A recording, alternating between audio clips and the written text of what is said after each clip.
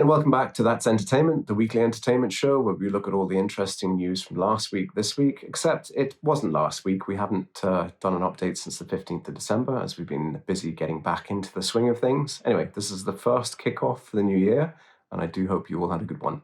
In our first show this year, we're looking at subscription-funded streaming video providers, where they are now and what they can expect in 2022.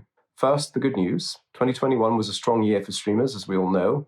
And according to Hub Entertainment Research's US TV viewer survey, 40% of those surveyed subscribe to at least 3 video-on-demand sources, a huge jump from 28% the year before. And the number of TV sources viewers are tuning in to hit an all-time high of nearly 6 per household in 2021, more than double the level of just 3 years earlier. Respondents said that they watch TV on average on 5.7 different sources, including MVPDs, which are multiple video programming distributors like Comcast or Verizon in the US, SVOD services, AVOD services, which are advertising-driven VOD platform services like Peacock, broadcast, direct-to-consumer, and transactional sources. But the TV website predicts a more worrying future. Now comes the bad news. More sources makes for even more brutal competition for viewers' time and dollars. That means a need for more compelling programming, better user experiences, more marketing to entice consumers to sign up, watch, and stick around.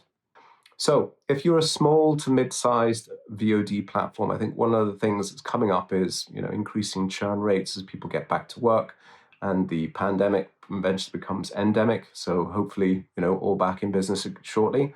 The downside is if your platform isn't correctly configured for advertising, if your brand is weak, if your content selection isn't compelling and you're not known for producing or working with a certain type of content, you're going to have a very, very difficult 2022 coming up.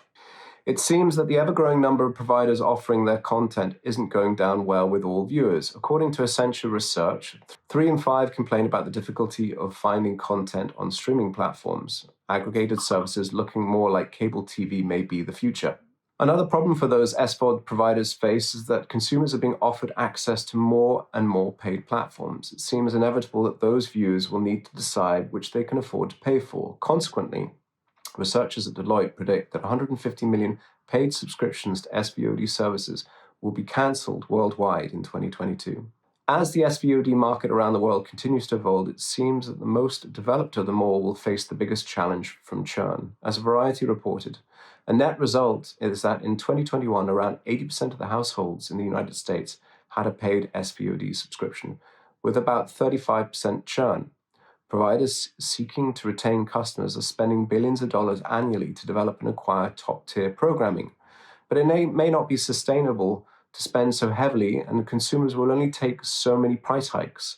More US SVOD providers are hence looking to pricing as another level to fight churn, offering cheaper or for free ad-supported packages. However, this week, Netflix announced increased prices for its North American customers, the third increase in the past 3 years for Netflix Standard HD plan, which at $15.49 a month is now more than the regular HBO Max no ads tier at $14.99 per month.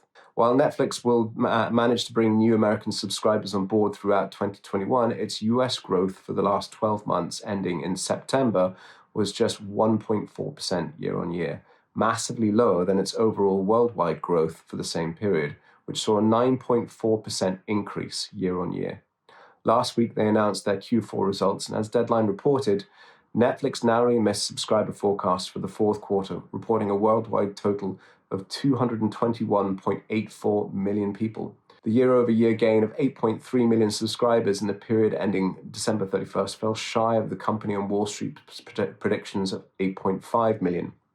It expects to have 224 million subscribers by the end of the current quarter, which would be a gain of fewer than 2.5 million newer customers. So subscriptions are slowing down at Netflix, which is why when we were reporting last year that we're probably going to start to see their metrics turning towards hours viewed as opposed to new subscribers because they're maxing out their growth in their key markets. While it's still the world's #1 subscription service, senior management at Netflix acknowledged the impact that newer competitive services are having on the market overall. With the development of overseas territories key to their future growth, One of Netflix's newest rivals benefited significantly from the growth of those international markets last year, with Deadline reporting that HBO Max and HBO hit 73.8 million global subscribers at the end of 21, topping company forecasts. One would have to argue how much of that was driven by the launching of films like June on those platforms as well, because those big blockbuster movies are still something that Netflix are chasing, and HBO are producing at the drop of a hat. Well, not at the drop of a hat, but they're producing all the big titles. The good news is those international viewers mean, overall, more subscriptions are expected to be added than cancelled in 2022, with the average number of subscriptions rising even in those markets with the highest rate of churn, where a large number of subscriptions to some services have been cancelled. But it's those potential cancellations that could have a major problem for the individual content providers. As Paul Pastor, founder and chief business officer First Light Media, told Variety, 2022, churn is the big story. Services achieved their 2024 targets without trying. Now there's real competition to keep those customers, which is why Disney and others are investing so heavily in content. The sheer scale of what that investment was highlighted in another Variety report. Wells Fargo projects that the 9 biggest media and entertainment companies will spend more than $140 billion on content, up 10% from 21, the first real year of the streaming battles. Programming spending is expected to top $172 billion by the 9 services by 2025. So massive, massive growth going into content. It goes back to the idea that there's never been a better time to be a producer, which then now goes back to the other idea of these platforms are continuing to black box the data in terms of views, and producers have to go into these negotiations better armed with the understanding of who their audiences are and how costly it will be to reach them. This is a service that we actually provide at Groovy, by the way. The success of such foreign language streaming shows as Squid Game and Money Heist shows there are more opportunities than ever for the producers of non-English language content, and the need for such disparate content is continuing to grow. Even Disney's CEO Bob Iger acknowledged recently that the studio's streaming platform needs to offer its US subscribers more than its current stream of new Marvel and Star Wars shows. I think Disney Plus needs more volume, and there's probably needs to be more dimensionality, meaning basically more programming or more content for more people, different demographics. But current CEO Bob Chapek is aware of that and is addressing those issues. TV Rep summed up the present situation well, noting that there's no doubt that there's more content you have on a service, the more likely it is you'll be able to keep those viewers around.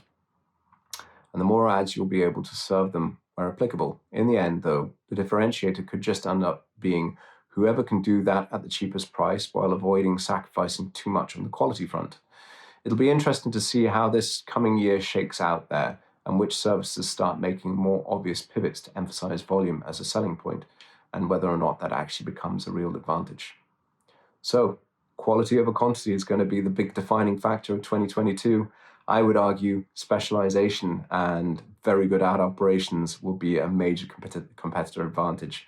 And certainly with the VOD platforms that we've been looking at, one of the key laggings that we're seeing is the technology that they have for serving video to their audiences and their websites very often aren't configured for decent ad operations.